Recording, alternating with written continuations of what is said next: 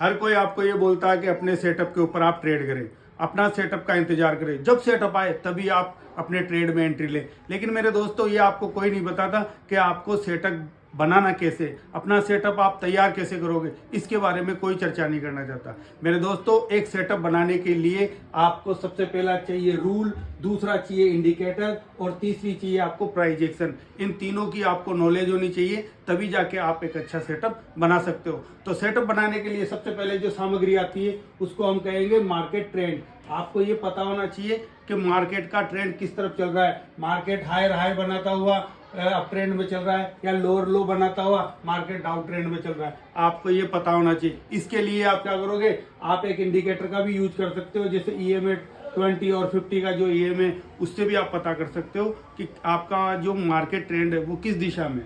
Number दूसरा आता है सपोर्ट और रेजिस्टेंस। मेरे दोस्तों, बहुत इंपॉर्टेंट चीज है।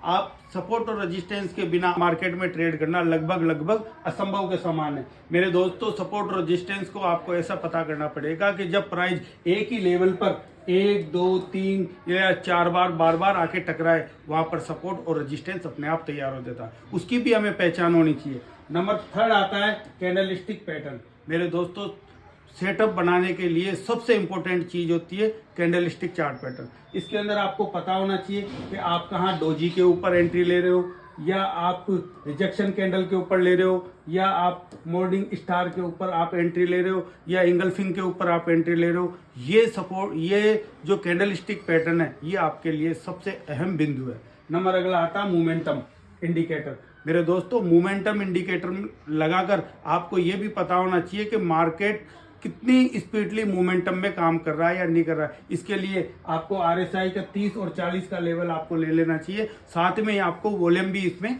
लगा कर रखना चाहिए, ताकि पता रहे कि मार्केट में मोमेंटम है या नहीं है। मेरे दोस्तों, सेकंड जो सेटअप है वो आता है ब्रेकआउट और ब्रेक डाउन सेटअप। ये जब भी आप ब्रेक डाउन या ब्रेक आउट को आप ट्रेड कर रहे हो, तो उसमें भी आपको सबसे पहला होता है वॉल्यूम का इंडिकेटर। इसमें आपको पता होना चाहिए कि मार्केट मोमेंटम में है या नहीं है। दूसरा आता है इसमें स्ट्रॉन्ग कैंडल।